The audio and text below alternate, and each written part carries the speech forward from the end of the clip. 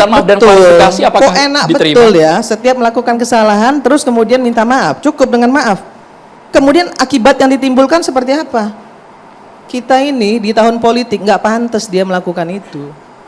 Ya harusnya dalam kontestasi politik kita hari ini, yang harusnya kita sambut dengan riang gembira. Soal siapapun presiden nanti yang terpilih, ya kita dukung sama-sama dong. Kita harus fair, berikan diskursus yang baik itu kepada publik.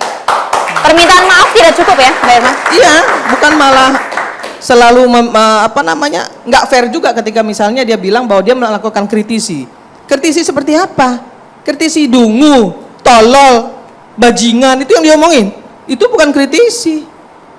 Justru itu kedunguan dia untuk memecah belah bangsa Indonesia ini. Nggak pantas orang ini jadi akademisi. Substansi yang bagian mana Mbak Irma yang menurut Mbak Irma sudah membuat keonaran, sudah memberikan dampak yang luar biasa di tengah masyarakat? Bagian substansi yang mana? Karena nih, yang melaporkan ya, juga beragam ini, Mbak Irma. Saya bacain.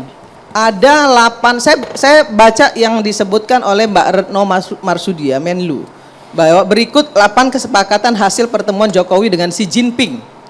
Ada 8 loh di sini. Ya, bisa dibaca di media. Nggak ada satupun kok yang merugikan Indonesia. Apa?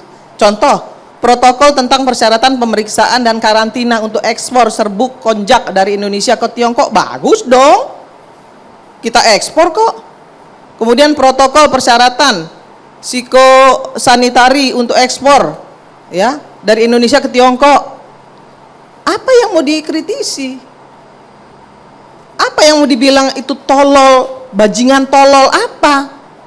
Mulut dia itu aja yang tolol, bodoh itu mulutnya dia. Justru ini yang membuat masyarakat Indonesia jadi buruk di mata dunia karena orang ini.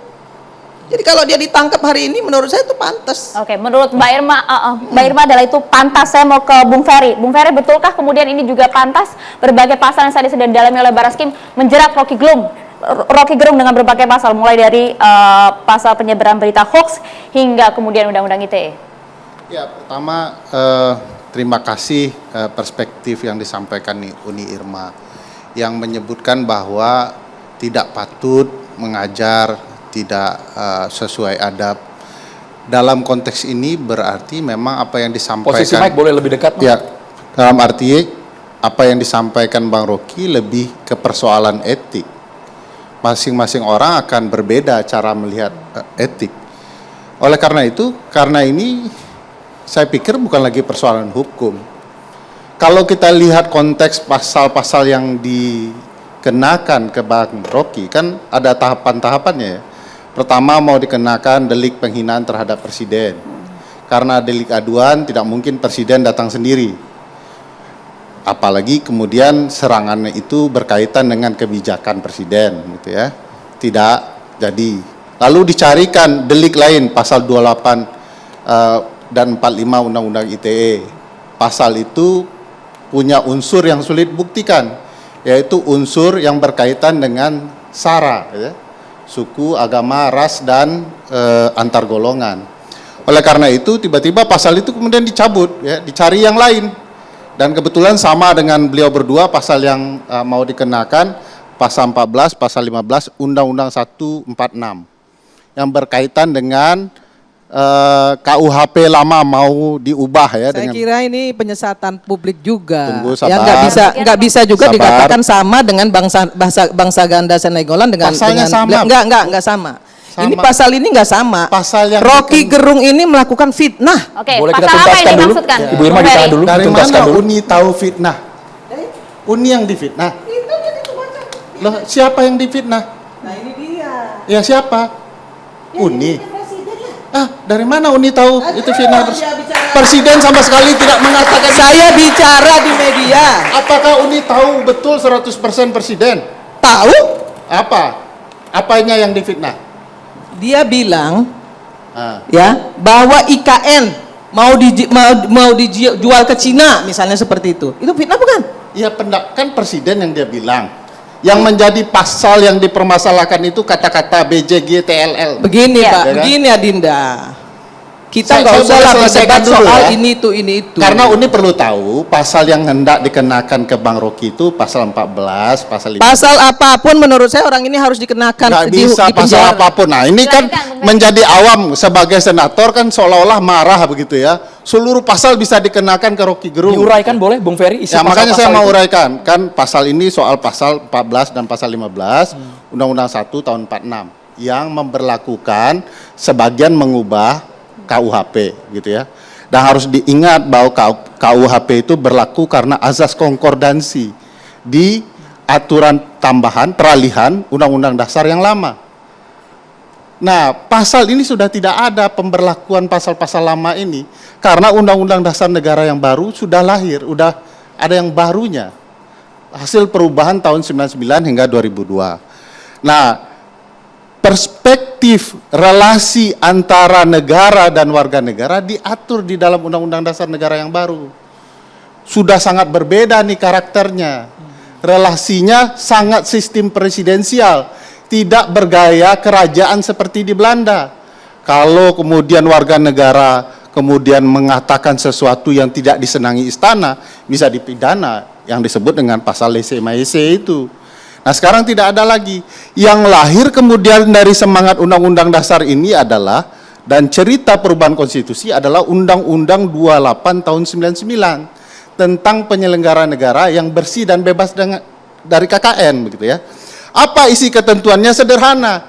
Kalau ada penyelenggara negara yang dituduh, katakanlah difitnah, dikritik, dicaci maki, apa yang diberikan solusi oleh ketentuan undang-undang ini adalah penyelenggara negara itu yang punya kekuasaan, punya segala alat, harus melakukan penjelasan dalam bentuk klarifikasi. Nah, kalau presiden merasa tertuduh atau terfitnah atau orang-orang yang merasa menghina presiden, caranya gampang, sesuaikan dengan ketentuan undang-undang ini, dilakukan klarifikasi dari mana saja pernyataan Pak Rocky Gerung itu yang salah. Jadi beda karakternya. Apalagi harus diakui ketentuan Undang-Undang Dasar pasal 28, pasal 28F itu memberikan perlindungan luar biasa bagi warga negara untuk menyampaikan pendapatnya lisan maupun tulisan. Dijamin oleh Undang-Undang Dasar. Jadi harus dilihat karakternya begini. Sistem presidensial itu meletakkan relasi antara presiden dengan warga negaranya dalam relasi konstituen. Saya mau kasih tahu dulu sama adik-adik. Demokrasi itu baru bisa dibilang demokrasi ketika dia ada hukum di situ. Ketika dia ada keadilan di situ. Jadi nggak bisa demokrasi itu sebebas-bebasnya.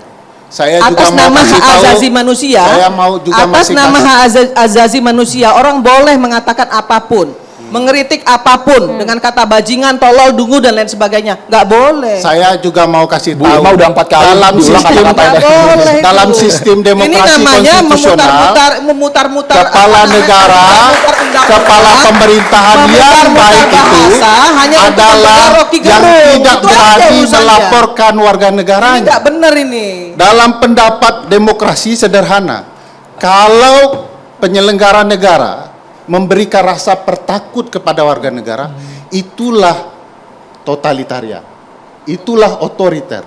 Tapi kalau penyelenggara negara takut dengan rakyatnya, itulah demokrasi.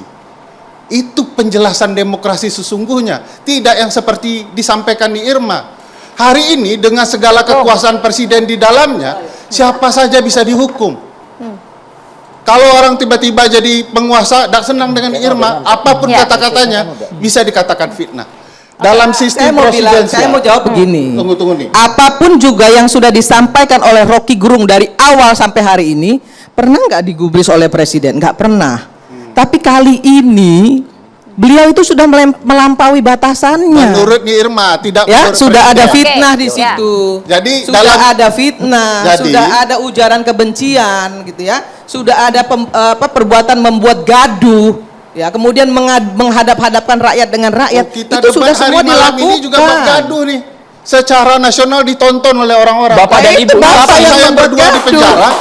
Bapak dan hanya Ibu, karena buat tapi bagian pasal yang disangkakan kepada Rocky Gerung adalah terminologi yang dianggap dalam tanda kutip menjual yang tadi program itu ke Cina. Itu yang dilaporkan oleh sebagian silakan. Penyebaran berita Sesaat bohong. lagi Bang Ferry ditanggapi. Hanya di Catatan Demokrasi pemirsa.